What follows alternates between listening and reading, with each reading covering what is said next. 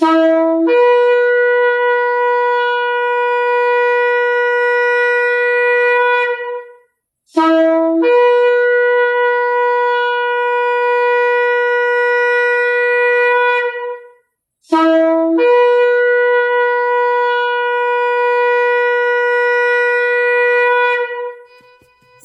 RPK yang dikasihi Tuhan dimanapun Anda berada.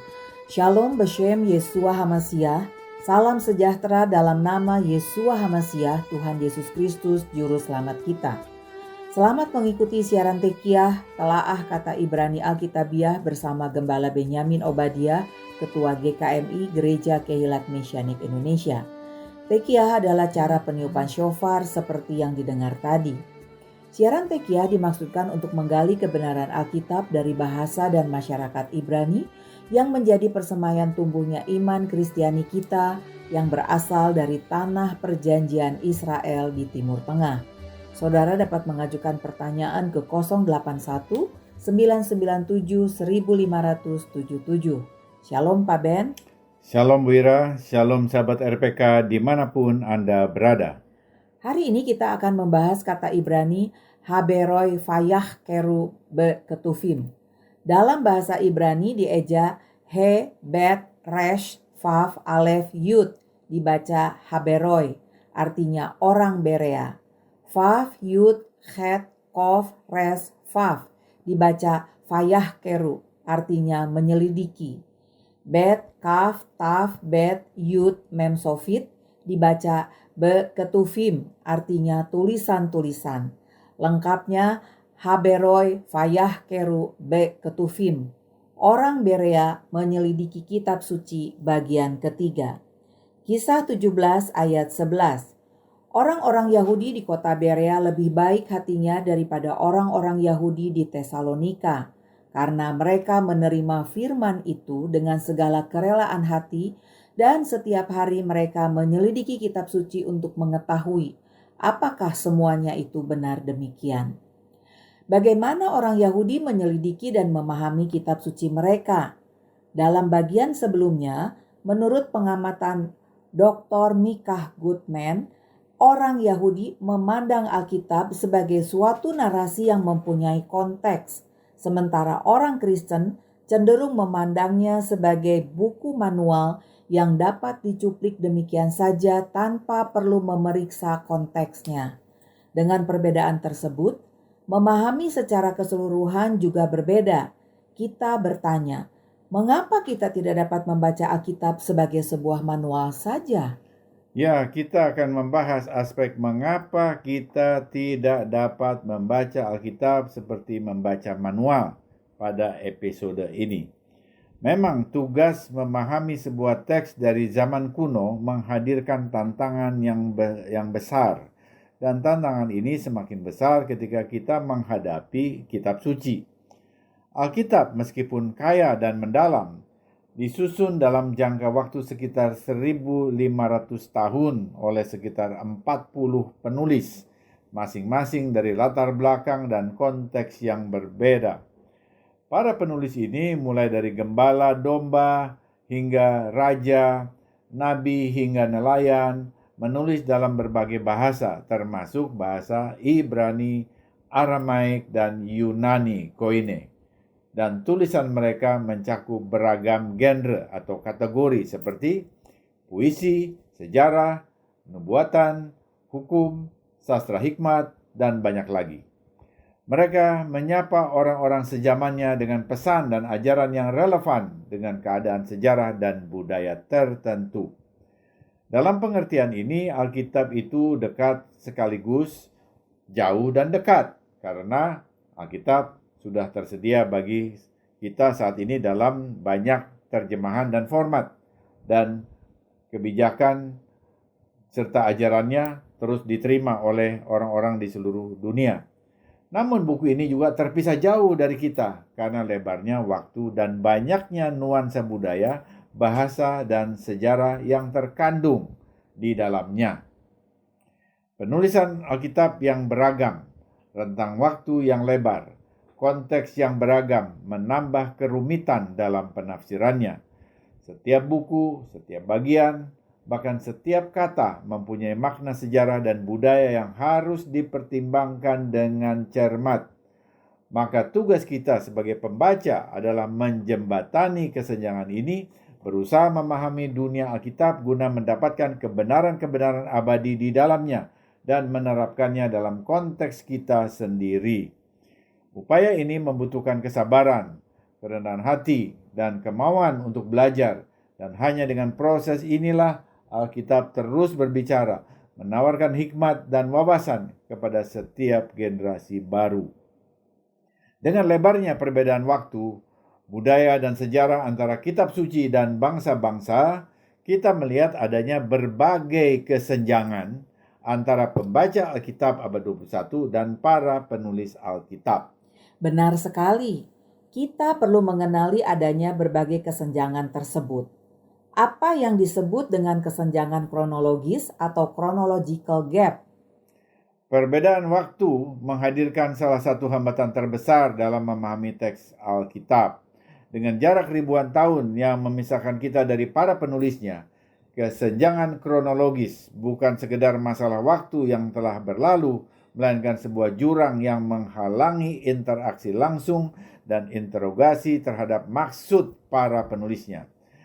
Hal ini dicontohkan ketika kita menemukan ungkapan-ungkapan yang membingungkan seperti ungkapan lembu betina merah yang tidak bercela yang disebut di dalam Bilangan 19 ayat 2. Dalam kasus seperti ini, kita mendapati diri kita tidak dapat bertanya secara langsung kepada Mose sebagai penulisnya tentang apa yang dimaksudnya.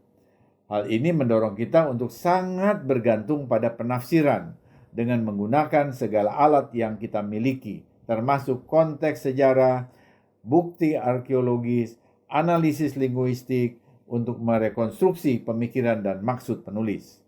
Kita lihat contoh berikut. Gambaran apokaliptik kitab Wahyu dan angka 666 yang sering menjadi perdebatan di kalangan gereja. Tanpa kesempatan bertanya kepada penulisnya, yaitu Yohanan dari Patmos, kita harus mengandalkan konteks sejarah dan analisis linguistik untuk menafsirkan simbolisme dan numerologi yang ia gunakan. Bagaimana dengan kesenjangan kedua, seperti kesenjangan budaya atau cultural gap? Lingkungan budaya di mana Alkitab ditulis berbeda dan jauh dari lingkungan kita saat ini. Hal ini menciptakan kesenjangan budaya yang seringkali mengaburkan makna asli dan referensi dalam tulisan. Alkitab kaya akan praktek, adat istiadat, nilai-nilai, dan kepercayaan masyarakat purba, yang banyak di antaranya mungkin terasa asing, bahkan asing bagi kita. Untuk benar-benar memahami tulisan ini, kita perlu membenamkan diri dalam budaya purba ini dan memahami pandangan dunia mereka. Kita ambil sebagai contoh, orang-orang Farisi yang disebut di seluruh Perjanjian Baru. Bagi pembaca modern, istilah ini mungkin hanya merujuk pada kelompok agama di masa lalu. Namun, memahami peran penting orang Farisi, keyakinan teologis mereka, dan kedudukan sosiopolitik mereka dalam masyarakat Yahudi di abad pertama dapat memperkaya pemahaman kita akan interaksi dan perdebatan antara Yesua dengan mereka. Demikian pula sistem perekonomian pada zaman dahulu sangat berbeda dengan sistem perekonomian modern. Sebuah talenta merupakan sebuah satuan ukuran dan mata uang dalam Alkitab, memiliki nilai yang sangat besar, setara dengan upah seorang pekerja selama sekitar 20 tahun bekerja. Pemahaman ini memberikan makna yang lebih dalam pada perumpamaan seperti perumpamaan tentang talenta dalam Matius 25 ayat 14-30. Karenanya pemahaman nilai satu talenta sangatlah penting. Membaca perumpamaan talenta, orang Kristen bangsa-bangsa memahami talenta sebagai bakat, yang sesungguhnya merupakan salah satu opsi yang lebih abstrak sifatnya dalam penafsirannya. Simbolisme hewan juga spesifik secara budaya.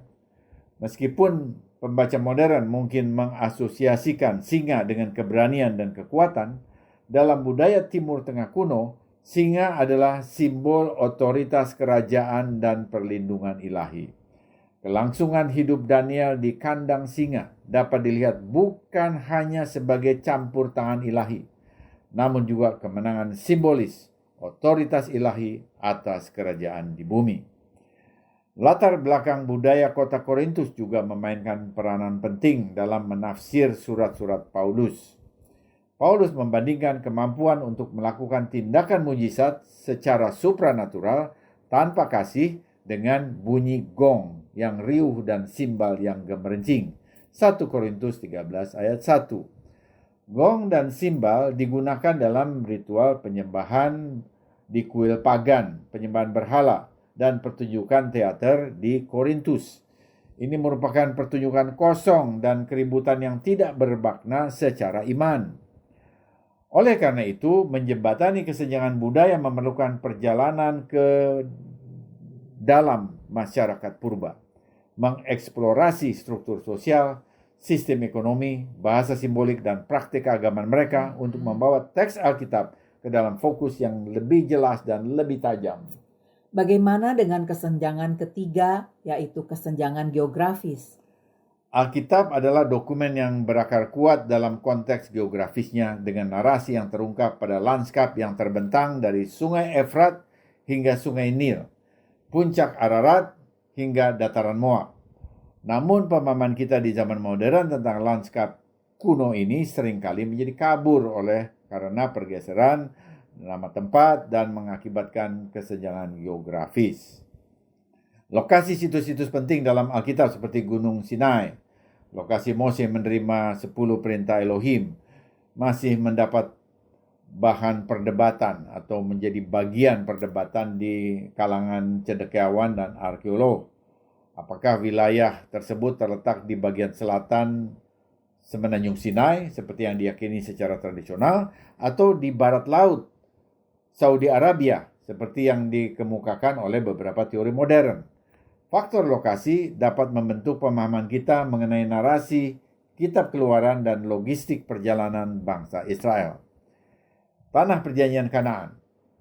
Ini merupakan inti dari narasi tanah perjanjian lama, memiliki geografi yang telah berubah secara signifikan seiring perjalanannya dalam waktu karena faktor politik, sosial, dan lingkungan.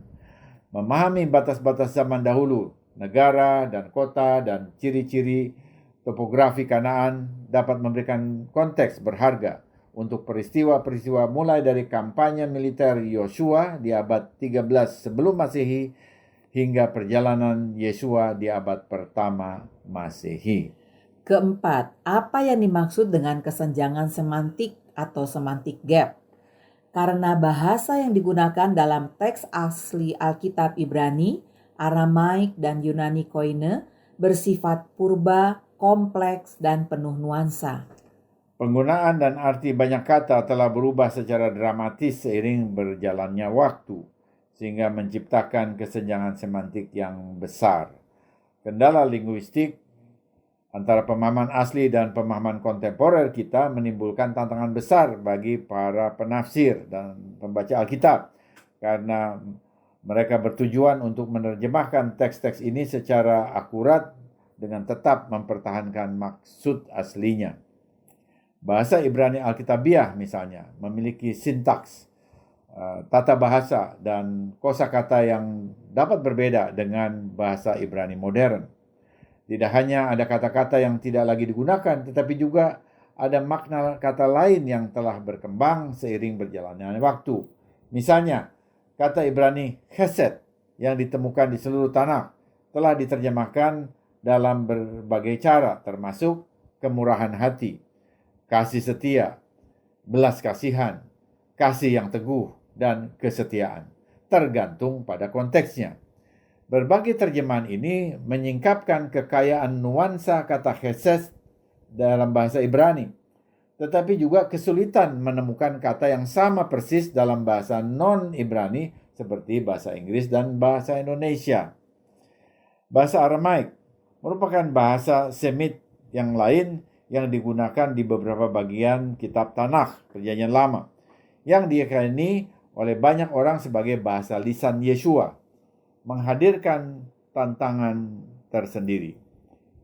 Misalnya istilah Aba yang digunakan Yeshua untuk memanggil Adonai Elohim adalah contoh utama. Diterjemahkan sebagai Bapa. Istilah Aba lebih bernada intim dan kekeluargaan seperti Papa, Daddy. Bahasa Yunani Koine, bahasa Perjanjian Baru, juga penuh dengan tantangan dalam penerjemahannya. Perhatikan kata Yunani logos yang digunakan dalam Yohanes 1 ayat 1. Pada mulanya adalah logos, firman. Logos memiliki banyak arti dalam bahasa Yunani kuno, termasuk kata atau istilah kata, alasan, prinsip, dan logika. Kekayaan semantik ini menambah kedalaman teks, tetapi juga mempersulit penerjemahan dan penafsirannya. Oleh karena itu, menjembatani kesenjangan semantik adalah tugas navigasi yang harus cermat. Hal ini tidak hanya membutuhkan pengetahuan linguistik, tetapi juga pemahaman mendalam tentang konteks budaya dan penggunaannya dalam sejarah. Hal ini melibatkan pengambilan keputusan yang menantang tentang cara terbaik untuk menyampaikan kekayaan dan kompleksitas bahasa-bahasa kuno ini dengan cara yang dapat diakses dan bermakna bagi pembaca modern.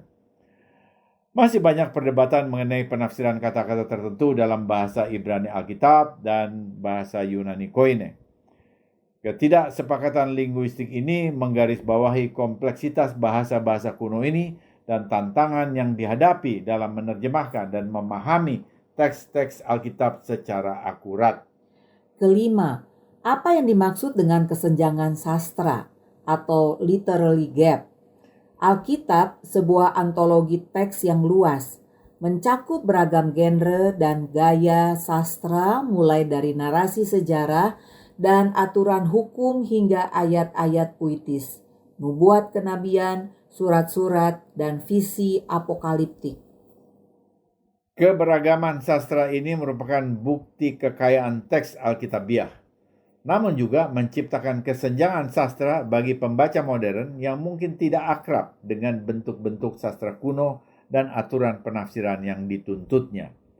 Identifikasi apakah sebuah bagian merupakan sebuah perumpamaan, sebuah kiasan, atau sebuah catatan sejarah sangatlah penting dalam penafsirannya. Misalnya, perumpamaan orang Samaria yang baik hati dalam Injil Lukas merupakan narasi yang mengandung hikmat moral dan tidak dipastikan sebagai peristiwa sejarah yang harus ditafsir secara harfiah. Demikian pula, bahasa dan simbolisme apokaliptik dalam Kitab Wahyu memerlukan pendekatan penafsiran yang berbeda dibandingkan dengan kitab sejarah seperti Kisah Para Rasul atau kitab hukum seperti Imamat. Pembaca Alkitab abad 21 harus mampu membedakan genre ini untuk dapat pemahaman yang lebih baik. Selain itu, pengenalan perangkat retoris seperti ironi, sarkasme, dan hiperbola adalah kunci untuk memahami maksud penulis. Misalnya, ketika Yesus mengatakan kepada para pengikutnya bahwa jika tangan kanan mereka menyebabkan mereka berbuat dosa, maka mereka harus memotongnya. Matius 5 ayat 30. Sesungguhnya, ia menggunakan gaya bahasa hiperbola untuk menggarisbawahi betapa seriusnya dosa, bukan menganjurkan tindakan mutilasi diri secara harfiah untuk menyakiti diri sendiri sebagai cara penyelamatan. Memahami konteks sastra juga mencakup pengenalan bentuk-bentuk sastra budaya seperti paralelisme dalam puisi Ibrani. Dalam Mazmur misalnya, gagasan yang sama sering diungkapkan dalam dua cara berbeda, yaitu dalam bentuk perulangan untuk memberi penekanan. Adonai adalah terangku dan keselamatanku, kepada siapakah aku harus takut? Adonai adalah benteng hidupku, kepada siapakah aku harus takut? Mazmur 27 ayat 1. Bentuk perulangan ini dimaksudkan sebagai penekanan dalam sastra Ibrani. Akhirnya, hermeneutik Alkitab, ilmu dan seni menafsirkan Alkitab, menawarkan metode dan prinsip untuk menjembatani kesenjangan ini. Dengan menerapkan prinsip-prinsip hermeneutik yang baik, kita dapat berusaha untuk mencapai pemahaman kitab suci yang lebih akurat dengan tetap memperhatikan tantangan-tantangan yang ditimbulkan oleh berbagai kesenjangan tersebut. Hal ini melibatkan analisis sejarah, budaya, geografis, semantik, dan sastra untuk lebih memahami maksud dan makna asli teks-teks kuno tersebut. Keenam, apa yang dimaksud dengan kesenjangan bias? Bias dan prasangka kita dapat sangat mempengaruhi cara kita menafsir Alkitab. Bahkan dapat membawa kita pada kesimpulan yang mungkin saja tidak sejalan dengan maksud awal para penulis Alkitab. Sebagai contoh, mari kita perhatikan kisah David dan Batsheba dalam 2 Samuel pasal 11. Dalam narasi ini, David melihat Batsheba mandi, menyuruhnya datang dan kemudian menidurinya, yang berakibat kehamilannya. Belakangan, dia mengatur agar Uria, suami Batsheba, dibunuh dalam pertempuran. Jika seseorang mendekati teks ini dengan bias yang memandang David, seorang raja yang patut dihormati dan seorang yang berkenan di hati Tuhan, sebagai orang yang tidak mungkin mengalami kegagalan moral yang serius, seperti pandangan populer di beberapa kalangan Judaisme, maka mereka akan menafsirkan cerita ini dengan cara yang berbeda, sehingga tindakan David ini diremehkan, dan sebaliknya mengalihkan kesalahan kepada Batsheba. Mereka memandang bahwa justru Batsheba yang mandi dengan cara yang provokatif, bahkan bahwa dia yang merayu David, meskipun tidak ada bukti pendukungnya. Hal semacam ini juga terjadi di agama lain, yang menganggap apa yang dilakukan seseorang yang dihormati pasti benar dan tidak perlu dipertanyakan secara moral. Kristen bangsa-bangsa juga tidak terlepas dari bias. Misalnya di dalam Yohanes 19 ayat 30.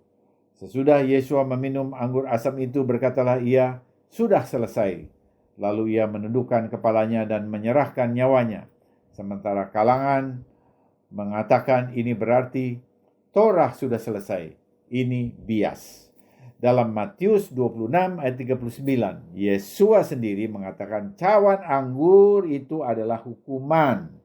Yang selesai adalah tugas penebusan dan bukan Torah. Jadi disadari atau tidak, bias penghormatan kepada seseorang atau bias keyakinan dogma teologis tertentu pasti mempengaruhi penafsiran kita terhadap Alkitab. Jelas kita harus menyingkirkan bias dengan membiarkan Alkitab berbicara bagi dirinya sendiri. Amin. Semoga siaran ini memberkati saudara. Informasi bagi saudara. Siaran Tekiah dapat didengar ulang pada YouTube kanal Kehilat Mesianik _Tekiah. Kunjungi dan subscribe kanal Kehilat Mesianik di YouTube untuk mengikutinya. Kita terus doakan perdamaian di Timur Tengah dan mujizat Tuhan untuk pembebasan warga Israel yang masih disandera teroris Hamas. Kiranya Tuhan memberikan hikmat kepada Perdana Menteri Benyamin Netanyahu untuk mengambil langkah strategis yang tepat untuk mengakhiri perang dan memohon pagar perlindungan Tuhan berlaku atasnya. Sesudah narasi ini kita akan mendengar lagu Dia Jamah, He Touch Me oleh Neni Marpaung Tuelah dan tim pujian penyembahan Gereja Kehilat Mesianik Indonesia. Dia jamahku menjadi baru. Yesua menjamahku agar kita sembuh. Tiba saatnya saya Penatua Ira Natali dan Gembala Benyamin Obadiah mohon diri dari ruang dengar saudara. Sampai jumpa pada siaran mendatang. Yesua keselamatanku, Torah kesukaanku, menuju kepenuhan bangsa-bangsa. Shalom, shalom.